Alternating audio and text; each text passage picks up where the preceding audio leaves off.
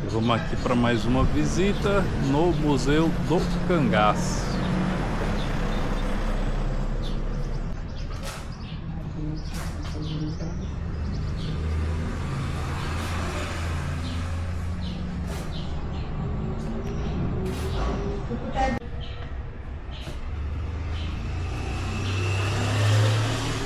As adagas ou punhal.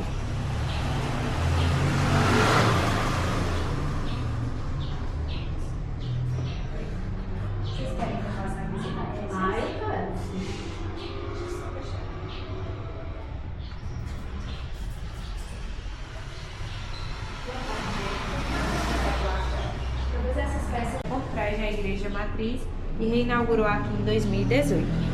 Todas essas peças foram doadas para essa irmã, Maria José. Ela era uma freira responsável por manter a cultura da cidade. Ela foi a idealizadora do museu. Esse museu ele vai fazer 51 anos. E tem um pouco sobre a história do cangaço. O cangaço não surgiu com lampião, como algumas pessoas imaginam. Surgiu no século XIX para XX, onde naquela época só os fazendeiros e coronéis possuíam dinheiro. Então os mais pobres eles não eram vistos nem ouvidos pela justiça. Como uma forma de rebeldia, eles começaram a fazer justiça com as próprias mãos.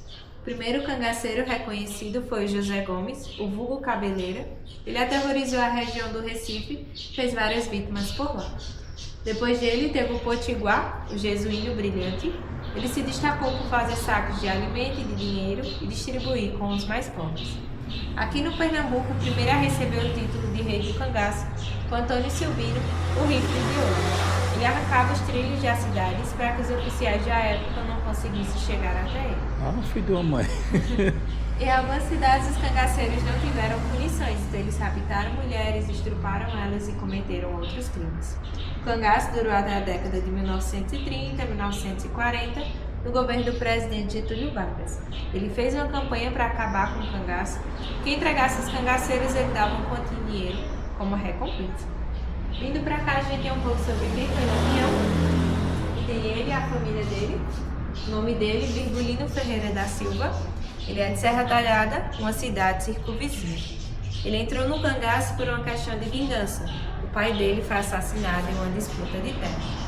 De início, ele começou no bando do Sebastião Pereira, depois ele criou seu próprio bando. O apelido Lampião refere-se às lamparinas. Ele atirava muito bem o rifle do Papa Amarelo e ao fazer vários disparos saía um clarão que lembrava as lamparinas, por isso o apelido Lampião. E aqui atrás tem alguns objetos da época. Tem o chapéu de couro, que lembra também os vaqueiros. Aqui no sertão, em árido, eles usavam para se proteger do sol. Temos o candeeiro e a lamparina. A diferença entre eles é que o candeeiro usa óleo e a lamparina usa querosene. As polainas de couro eram colocadas nas pernas para se proteger dos espinhos e das cobras. E por último, o cantil, que é uma mochila de couro para carregar água, leite ou cachaça. O nome disso aqui é polainas. Que ela venha. Isso, hoje é chamada de perneira. É. Aqui tem as armas brancas, que são os punhais e as facas. Essas menores eram das mulheres, porque elas conseguiam esconder no corpo e na roupa de forma bem discreta. Eles cravavam na clavícula de uma forma que atravessasse até o coração. Esse punhal aqui em destaque é o de Corisco. Ele era um dos melhores amigos de Lampião, conhecido também como o Diabo Louro. Ele era loiro, dos olhos azuis, um dos mais bonitos do bando, mas também um dos mais precoces. Temos a roupa do Lampião. Ele criou seu estilo próprio de se vestir. O chapéu em formato de meia-lua sem aba era para que de longe a polícia não soubesse se ele estava de frente ou de costa, e assim ele se misturava com a população. A cor da roupa era marrom, porque aqui na Caatinga tem uma época que a mata seca, então dava para ele se camuflar. E a alpercata dele tinha solado ao contrário. Quando ele ia para frente, as pegadas ficavam ao contrário e ele conseguia despistar a polícia. Sempre andava com o seu fuzil, o punhal e a cartucheira, que é onde colocavam-se as balas. Esse bornal é uma mochila para carregar apenas comida, e o cantil eles amarravam na roupa e carregava água e açúcar, que ao se misturar vinda de arara. Tem as armas da época, tem a vaca-marte e as espingardas. A espingarda ela faz apenas um disparo. Aí eles preferiam utilizar as armas brancas, porque aqui demorava muito para recarregar e tem uma certa estratégia Era como dizia, era um tiro e uma carreira. Isso. Aí aqui tem Lampião e a roda. Ele sabia costurar. Normalmente eles reutilizavam o couro e criavam novas peças. Tem ele, Maria Bonita, e aqui é ele mais jovem. Ele era cego do olho direito. Ele teve um glaucoma na adolescência e acabou criando uma mancha branca no olho e precisou utilizar óculos. Desse lado tem algumas cartas de Lampião. Ele sabia ler e escrever. Normalmente ele pedia dinheiro ou ajuda aos coronéis e fazendeiros da época. Ele sempre assinava com o nome Capitão Virgulino. E aqui temos o padre Cícero, de Juazeiro do Norte. Lampião tinha uma grande devoção ao padre, sempre recorria a ele quando precisava de ajuda. Tem algumas histórias sobre Lampião. Lá em Queimadas, na Bahia, ele acabou invadindo uma delegacia, soltando os presos e prendendo os soldados.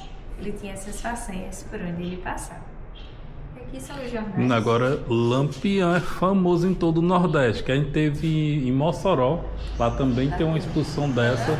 Em Piranhas nem se fala, Lá tem o museu. que, Ave Maria, Juazeiro foi encontrado um túnel embaixo do Museu do Padre Cícero, que diz que é onde o Padre Cícero usava para esconder Lampião. Isso. Eu digo, rapaz, é muita história. E aqui em Triunfo ele se escondia na Casa Grande das Almas. Não sei se vocês conhecem. Já fomos lá hoje. Vocês podem observar a escrita, o quanto era diferente. Aham. Mas era o que? Era ciência? Ciência. A cabeça do Lampião disputada pela ciência. Aqui na parede tem estilogravuras. Esse era uma numeração no rosto? Era um cangaceiro que marcava as mulheres com ferro de marcar gado, do José Baiano. Aí ele pegava esse ferro e marcava as mulheres Filho de uma mãe. no rosto e nas partes íntimas, com a inicial dele, JB. Pode dizer que era dele, né? Normalmente ele marcava mulheres adúlteras. Também tem histórias que contam que ele marcava esposas dos oficiais da polícia. Ele encontrava elas. Aqui são estilogravuras de 1974 que representam o Lampião e o Sertão. Essa daqui é a mais conhecida, que é a chegada do Lampião no inferno. E acima tem pinturas de Luciano com o Lampião ao centro e dois cangaceiros aqui de Triunfo que fizeram parte do banco. Luiz Pedro do Sítio Retiro e o Félix da Mata Redonda. Vocês podem entrar nessa sala, tem outros objetos. Nós estivemos lá na casa da mãe de Maria Bonita. Lá em Paulo Afonso. Não, depois de Paulo Afonso, já no Sergipe. Isso. É bacana lá, viu? A gente teve conversando com a tia. Era tia, não era Carol dela? Era tio. Uma tia. Aqui antes tinha outro nome na cidade, acho que era Glória o nome da cidade. Aí mudou de nome e virou Paulo Afonso. Bem interessante lá também, viu? Vale a pena vocês conhecerem. Aqui tem as armas de pequeno porte, essas já eram das mulheres. Tem as garruchas de cano duro e os revólveres. Aqui tem a cartucheira com as balas, um chifre de boi para beber água e leite e tem uma bala de fuzil. Eles conseguiram o armamento à frente da polícia da época. Aqui temos o oratório. Sempre tem um Padre Cícero. É outro famoso aí, viu? Onde a gente passa por aí tem uma estátua do Padre Cícero. Aqui tem objetos da época. Esse é um aquecedor de ambiente. Eles colocavam carvão ou brasa e à noite eles usavam para se aquecer na mata. Uma lamparina antiga. Esse eu não conhecia, não. O cantil de alumínio, que era só da polícia, e o de couro era só dos cangaceiros. Aqui tem os filmes que fazem referência ao cangaço. Esse aqui é da Cidade Doida, de Serra Talhada, que é o massacre de Angico. E na música, o grande compositor Luiz Gonzaga. Ele usou o Lampião como referência na forma de se vestir e nas canções falando sobre o sertão. Ali tem objetos que pertenceram a Lampião. Esse cinto nessa caixa pertenceu a ele e essa pedra de amolar também era dele. E esse punhal foi ele que fabricou. E essa máscara de couro era para se proteger dos espinhos e da poeira aqui do sertão. Eles colocavam uma lente para proteger os olhos. Temos as máquinas fotográficas da época e a sanfona. Durante o dia eles guerreavam e à noite eles utilizavam para comemorar. Esse aqui foi o fotógrafo do bando, o Benjamin Abraão. Ele era libanês e secretário do Padre Cícero. Aí teve a intervenção do padre e ele conseguiu passar um tempo junto com os cangaceiros. Ele foi assassinado em Serra Talhada ou foi Arco Verde? Foi uma cidade próxima aqui do interior. Eu esqueci o nome, mas é bem próximo. Os políticos mandaram matar ele. Tem várias teorias, mas eu acredito mais nessa daí, viu? Que mandaram foi matar. Porque eles não conseguiam acesso e como é que só ele conseguiu? Aí ele também estava divulgando os cangaceiros, né? Podem ter ficado com raiva e mandado matar ele. Era capaz. Isso é a cabaça, que é utilizado para carregar água. Tem as músicas que fazem referência a Maria Bonita. Ela era de Paulo Afonso. Ela já era casada quando ela conheceu o Lampião. Ela era casada com um sapateiro, mas ele agredia ela bastante. Quando o Lampião passou pela cidade, ela acabou fugindo com ele. Ela foi a primeira mulher a entrar no cangaço. Essas músicas são bem conhecidas. Aí na outra sala tem as mulheres do cangaço, que vocês podem. Essa cara da minha avó, quando eu queria acordar, Virou marchinha de carnaval. Aqui tem os casais do banco. Tiveram a Diricilá, Corisca e Dadá, aí nascia o cangaceiro gato. Algumas mulheres elas foram raptadas. A Dadá ela foi raptada, ela tinha apenas 14 anos. Corisco raptou ela pelo cangaço. Aí no cangaço as mulheres não lavavam, não cozinhavam, quem fazia isso eram os homens. Eles não confiavam nelas, porque achavam que iam ser traídos, que elas iriam colocar veneno. Aqui tem a máquina de costurar à mão, caldeirão e as chaleiras de água. Aí tem a história do José Baiano, que ele ficou conhecido como o ferrador das mulheres.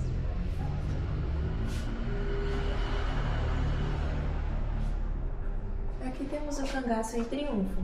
Teve o ataque do Sabino Gomes. Ele invadiu a cidade no dia 7 de julho de 1926. Ele trouxe 12 cangaceiros junto com ele. E aí eles tentaram arrombar o cofre de um mercado que tinha aqui. Como não conseguiram, foram até o cartório, queimaram e rasgaram todos os processos que tinha lá. Ficou toda a destruição na rua da Igreja Matriz. E aqui tem os dois cangaceiros aqui de triunfo que fizeram parte do bando. Luiz Pedro, do sítio Retiro, e o Félix, da Mata Redonda. O Félix participou do ataque a Mossoró e foi o ataque no Lampião que deu errado. Quando eles foram invadir Mossoró, a população e a polícia já estavam esperando eles armados. Nesse ataque morreu o cangaceiro chamado Jararaca, e no túmulo dele as pessoas acham que ele obra milagre. É bastante visitado. E aqui tivemos o E onde fica? Fica lá em Mossoró. Sim, Mossoró, foi. Olha minha cabeça. Aqui foi o fim do cangaço. Eles estavam escondidos lá na grota do Angico, em Sergipe. Um coiteiro denunciou eles à polícia. Eles foram assassinados e decapitados e a cabeça ficou exposta em Piranhas, Alagoas. Essa aqui é Maria Bonita e aqui é o Lampião. Aqui foram mortos 11 em 1938. Corisco e o resto do bando deram continuidade ao cangaço, mas 2 anos depois da morte de Lampião também foram mortos. A Lampião e Maria Bonita tiveram uma filha, o nome dela é Expedita e ela ainda é viva. Ela tem 94 anos. Por um tempo desse deu uma entrevista, se eu não me engano, foi no Fantástico. Eu acho que foi. Também teve uma escola de samba que homenageou ela. Ela desfilou. Aqui são objetos da Volante, que era a polícia. Como eles andavam a cavalo, tem estribo, espora, alguns acessórios, as ombreiras e o chapéu.